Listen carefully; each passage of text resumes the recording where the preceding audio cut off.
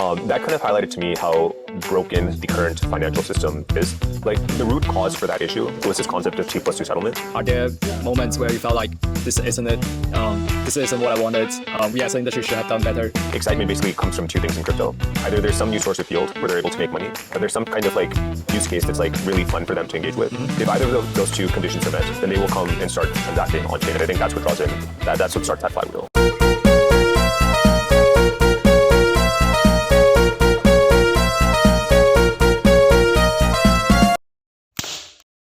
Hey, welcome to the newest episode of The Round Trip. We are coming to you from the center of Consensus Hong Kong. We are right next to the exhibition center. And today we have someone really, really special. We have Jay Jog from Sei Labs. He started his career from Robinhood and then become a decentralization maxi. And now he's building the world's fastest blockchain, Sei. Welcome to the show. Thank you for coming on. Thanks for having me on, man. Yeah, how's the city been treating you so far? It's been fantastic. It's my first time visiting Hong Kong since 2018. And yeah, it's just as incredible as I remember. All right. Let's kick off by, maybe sharing some of your personal stories, like how you got here and what you are building. Absolutely. So my background is that I studied computer science in college. And afterwards, I started working at Robinhood. So Robinhood is a brokerage in the United States, and it's most famous for the GameStop saga. So what happened during the GameStop saga is there were roughly a dozen stocks that are called meme stocks. And these are stocks like GameStop, AMC. And what was happening with these stocks is there were a lot of normal people that are buying the stock because they believed in it or because there was some kind of mimetic price action tied to it. So the stock started going up. Then Wall Street funds, they saw that. They're like, we're going to short this stock. We're going to bet against its price because we think it's going to go down. And the way that shorting works is you have to borrow a stock and then you sell it. And then afterwards, you have to buy the stock back and then return it to where you borrowed it from. So what happens when the stock price goes up a lot and people start losing money when they're shorting is they have to close their position and buy back the stock. And that leads to a short squeeze because what's happening is all these people with short positions then need to buy the stock, which leads to the price going up even further. So there's this massive short squeeze happening back in 2021. And everyone that was a retail user was making a ton of money from that. And then just one day out of the blue, Robinhood, which is the brokerage that I was working at, they just turned off buys. So what this meant is no one could actually go and continue buying those stocks that were going up in value. And that kind of just killed that entire price action. So as you can imagine, everyone was kind of startled by that. Like in the US, it was like everyone was pissed off about that because it was kind of this moment where the little guy was finally beating Wall Street, but then Wall Street arguably like turned off the buys over there. And honestly, I mean, as an insider working over there, it was horrible. Like when you're working at a company, all of your friends kind of view you as the company. So whenever something bad happens, they start reaching out to you being like, yo man, what happened? Like, why can I not trade this anymore? Why am I losing money? And I don't know, it just felt like really bad because there's nothing you can do, right? Like, it's not like the founders came to you and were like, oh, should we turn off buys over here? Like you had no control over the situation. But that kind of highlighted to me how broken the current financial system is. Like the root cause for that issue was this concept of T+2 settlement, where Robinhood needed to put collateral with these third-party firms to be able to continue letting people trade. And they needed to put $3 billion of collateral, which they didn't have. So that was the initial inspiration for Sei. Like the traditional financial system is broken. What can we do to iteratively improve on that? And I think that if you want to have an internet-native financial system, you need internet-native financial rails. And that's why I think blockchains are the ideal place for this to happen. So that was kind of the initial inspiration for Sei. After that, that led to us starting to build it. We initially launched Sei V1. We started working on it in 2021. Launched the first version of it on mainnet in August of 2023. And that was a Cosmos chain. So the issue with Cosmos chains is you need to have CosmWasm smart contracts. And there's not a very big developer community writing CosmWasm smart contracts. And what we really realized from that is you need to be supporting EVM smart contracts. So smart contracts that are written typically in Solidity that compile down to EVM bytecode. And if you don't support the EVM, it's really difficult to grow any kind of meaningful developer ecosystem. So that led to us looking into supporting the EVM. And we tried to understand what the limitations of the EVM were. And what stood out to us the most is that if you look at Ethereum or any of the rollups built on top, they have very little throughput that they support. So there's not that many transactions per second that can happen. One example here is if you want to build an order book-based exchange, something like NASDAQ, then you would need like 20,000 transactions per second that can be supported. In the case of Ethereum, you're getting on the order of 50 transactions per second. So it's just a complete disconnect between what you could do on-chain versus what you see off-chain. So we realized that there's an opportunity to be supporting that kind of performance, except doing it in a decentralized way. So that was the inspiration for Sei's Parallelized EVM, and that went live in July of 2024. since then, basically activity has I been. still remember there was a huge excitement around like parallels EVM. Basically, you guys started the narratives, right? Yeah. I mean, I think we were the first ones to really start the narrative, first ones to go live on mainnet as well. And I think that led to a lot of use cases that initially were only there on Sei. So we started seeing a ton of uptick in activity, saw over 5 billion transactions happening on mainnet, roughly 100 million users, so like unique wallets that have transacted on Sei, and then over 1 million daily active users right now as well. So we started seeing a ton of activity. This activity then led to more TVL in the ecosystem. We peaked at around $1.8 billion of TVL in the ecosystem, which is huge. That then led to institutions starting to come on to Sei. So at this point in the past year, we've had 5 major funds. So BlackRock, Brevan Howard, Hamilton Lane, Apollo, and Laser all launch funds on Sei. And a couple of weeks ago as well, we also had Ondo launch their USDY product on Sei as well. So starting to see a ton of institutional adoption now as well. Yeah, just a quick follow on this. So when you speak with all these institutional allocators or as an issuer who are trying to bring the chain, like when they are picking different blockchains, like what do they care about the most? Is it throughput? Is it the brand? Is it like the behind? Yeah, so candidly, institutions don't care that much about the base technology. What they care more about is what kind of users and distribution channels you have set up. That's why ecosystems like Ethereum and Solana are ones where they would naturally gravitate to, because that's where there's already the most users and distribution channels that have been set up. Broadly speaking, I think the way that you can view performance for a blockchain is that it's beneficial for developers. Like if you're able to support really high throughputs, then you unlock a new design space for developers so they can build new types of applications. And if you can build something that is not possible to build in other ecosystems, that's what helps you draw in more users, because you're able to build a killer application that results in more users coming in, which then results in more institutions being excited about an ecosystem. I mean, if you're able to support new killer applications that users are actually excited to use, and I think excitement basically comes from 2 things in crypto. Either there's some new source of yield where they're able to make money, or there's some kind of like use case that's like really fun for them to engage with. If either of those 2 conditions are met, then they will come and start transacting on chain. And I think that's what draws in, that's what starts that flywheel. I see. Right. So yeah, I go back and dig deeper into your personal story. I'm pretty sure it's like your job at Robinhood was relatively like, quote unquote comfortable, like in the sense that you have some financial upside, you have some freedom, work-life balance, and then, but also it's much more stable than starting a company in crypto, right? Yeah. But looking at what you have built and the team you are able to gather, I'm pretty sure you also don't regret making a decision getting into crypto. Yeah. Right. But still, back in the past few years in this journey, are there moments where you felt like this isn't it? This isn't what I wanted. We as an industry should have done better. Are there, basically, what are those hard times that makes you a strong man, I guess? Yeah.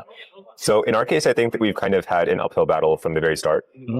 We started building in 2021, but our first fundraise was basically right after Terra collapsed. So if you remember Terra, it was a major blockchain. There was like $50 billion of value that imploded in the course of like a week. And 3 weeks after that happened, me and my co-founder were like, let's go and raise some money, guys. So as you can imagine, like most VCs at the time were very kind of hands-off. They're like, we want to see how things settle down. And I think that was kind of our initial foray into like a lot of things tied to fundraising in crypto.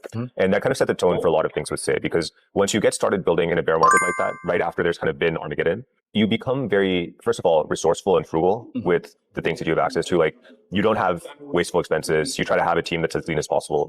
And I think it lets you be very self-sufficient and very like have a very clear direction in terms of what you want to do. Because if you're building during a bull market, there's 10 different directions you can go in, 10 different things that are all pulling your attention. In a bear market, those distractions don't exist anymore. So you can just focus on one thing and do that one thing well. I think the overall, as you said, I'm quite happy that we got started on this journey. I think in our case, I would say Sei has been much more successful than I think would have initially even dreamed of. So from that perspective, it's been fantastic. There definitely have been a ton of low points. I think whenever the bear market starts, that's when it starts to feel like there's just a loss in morale across the industry at large. And we're seeing that right now for sure as well. Like at the time of this recording, like in the past 2 weeks, there's been so many really influential people that have left crypto. Like Bitcoin price, for example, went to a local minima, like it hit 59K USD pretty recently. And I feel like generally speaking, crypto is an extremely cyclic industry. So as long as you have conviction that whatever project you're working on is moving in the right direction, it ends up being one of the best times to be in the space. Like this is when, from a builder standpoint, like this is build really significant applications and get genuine product market fit. And from an investor standpoint, like this is when you can have high conviction bets into different assets, because like any of these assets like Bitcoin could potentially be on a discount. So you are still very optimistic about the future? Oh, 100%. Yeah, I mean, I think it's really interesting because on one hand, you have massive traction with crypto. Like the US government is approving legislation to help like legalize stablecoins and to give a clear regulatory framework around that. You have institutions that are in droves coming on chain. Like they're launching their own stablecoins, they're launching their own funds on chain. And then on the other hand, you see like Bitcoin prices dropping. It's like, why is this disconnect happening? And one thing that feels very clear to me is as long as there's real traction and real adoption, then the other things tied to the bear market, those will dissipate in the longer term. So I feel extremely optimistic about just crypto at large right now. I see. Yeah, because like the reason why I'm asking this is exactly because we see many OG last few weeks, and they not only quit, but they also sell all their crypto, and then they turn back asking some existential questions about the industry, on token valuations, on whether blockchain are actually scalable, whether like all the things we build are meaningless. Yeah, it's heartbreaking to see all those discussions. It's also, I think, like doing some reflections on that is also very. So where do you see like what else needs to be built for to lay the foundation for the next bull market, and how does Sei fit into that? Yeah, so our vision is to build a decentralized Wall Street. And from our perspective right now, the bear market is a great opportunity for us to do multiple things that contribute to that. One part of that is the base L1 protocol itself. We're building Sei Giga, which is going to help us get roughly a 50x improvement in performance compared to any other blockchain on the market right now. I mean, 50 is a huge number, and 50x improvement will enable things like NASDAQ to get built on chain, which currently is not really possible for people to do. So I think at the base layer, that is one of the things we're doing. And there's a ton of really interesting tech behind that. For example, multi-concurrent producer consensus, which I won't go too deep into right now, but a lot of cool stuff around that. The second thing is more from the institutional adoption side. So we're already starting to see assets such as USDY launch and all the funds that I mentioned before. I think the next step there is going to be having as many of these be permissionless as possible. Because right now, a lot of these assets are permissioned. And what that means is you can launch an asset, but then you can't really do anything with it. You can't trade it on chain. As soon as they become permissionless, then it's suddenly much more possible to actually use these in DeFi. So you can use these in lending markets or something else. And I think that's going to be really exciting. So that's the second layer that I'm excited about. And then the last thing that I really want to see happening is more killer applications that launch on Sei. And one of the things that we've noticed in the past few years is there's basically two approaches you can take for building a killer application. One is to basically get in front of as many founders as possible, convince them to come and start building on your ecosystem, and then hope and pray that they're able to succeed. That doesn't work as well, because a lot of the times, founders that are really good, they want to go to the top ecosystems like Solana or Base or Ethereum, because that's where there's already the most users. So it's this really difficult chicken and egg problem for convincing these founders to come on. Exactly. What works better is a second approach, which is incubating projects. And if you're able to incubate projects and get them kickstarted in your ecosystem, that's a much more effective approach for helping interesting stuff actually get built on chain. So I think that's the approach that we're already taking, and many other ecosystems I think will follow suit, because the traditional approach, the traditional playbook of like organizing hackathons and like builder houses and all that, it just doesn't work very well in 2026 anymore. So what's like, so if I'm a retail and asking for your advice, you said you are gonna incubate a lot of projects within your ecosystem. Like, what are the unique ones? Like, what can only be found on, say, like I guess with maybe Solana's or other high throughput, high performance blockchains? Yeah. So one thing that for is once Sei Giga is live, then anything tied to central limit order books will only be possible to build on Sei. And right now, it's not possible to build really on any blockchain. If you want to have something like NASDAQ needs 20,000 TPS. It's currently not possible on any, and NASDAQ only represents 10% of global securities trading. So if you want to have securities trading happen on chain, it just cannot happen anywhere. With Sei Giga, that's something that will be unlocked. So I think more financial use cases, especially tied to trading, will be the ones that are quite interesting to explore. I see. Yeah, I'll definitely pay attention to it. Myself is I trade a lot back in the old days, but I guess I will try out the first app on Sei as well. We are coming to the end of this interview. I do reserve some questions for APAC listener. So I'm sure you have been through a lot of bulls and bears. I like deep in my heart, I do believe we are in a super cycle, but the sentiment there was just so bad. So I think like retail investor like myself can really use some of your advice. So as an investor in the space, how would you navigate the bear market? It's interesting. So I initially got into crypto in 2017, and at the end of 2017, like it was just complete euphoria. And then 2018, especially 2019, is when things started to die down. Ironically, that's when I took my Bitcoin. I went to poker gambling sites and I lost it all over there. So I would highly recommend not doing that. Then afterwards, the second bear market that I saw was in 2020, 2023, when everything happened with like post FTX. And I would say the biggest thing that I can say is you need to have conviction into what you're doing in crypto in the first place. There's a lot of people that just don't have any conviction in crypto, and they're there because their friends are there, because there's hype around the industry. I think you need to develop like a core thesis for why you believe in crypto. And once you have that, then I think everything else becomes a lot easier. Like whether you're a builder or investor, like navigating the bear market becomes a lot easier. And if you're more just someone who's there because it seems exciting, then I don't think that works out as well. So I would highly recommend folks that are trying to navigate this just try to develop a deeper intuition for like why you really believe in crypto. Gotcha. Yeah. Let's wrap up this interview with this one last question. So in 2026, what do you think the market is still misunderstanding about Sei, and how would you correct it? The market is misunderstanding about Sei. Yeah, so I would say the biggest thing that the market is misunderstanding about Sei is that we're purely focused on improving the tech. Just really, really and we definitely care about improving the tech and to improve the performance of the chain. But I think we also recognize that the tech only matters so much. Like after a certain point, what results in ecosystems winning is the actual traction in users and killer applications, and not at all the number of transactions per second you can support or finality. So I think that's why one of our biggest focuses has been incubations, because that is going to be the most clear way to help improve the ecosystem at large.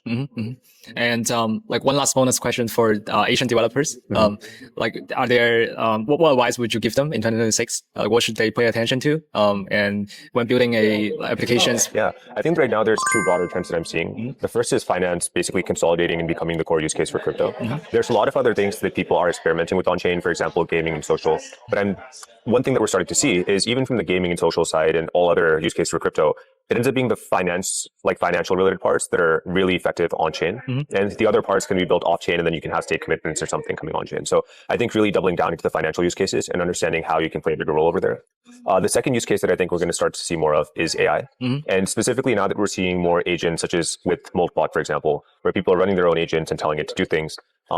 Agents are an internet native, basically, form of doing activity. And for something like that, an internet native currency is also what makes sense to use.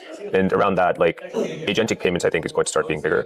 There's protocols like X42 getting created by Coinbase, which they actually played a big role in helping get that off the ground with becoming one of their first facilitators as well. So I think agentic payments is definitely another area to explore for founders getting off the ground right now. All right. Yeah, thank you so much. It's really great to have you in the chair and ask you all these questions. Hope you have a wonderful time here in Hong Kong, and make sure you check out the city and the food. See you around. Thanks for having me on.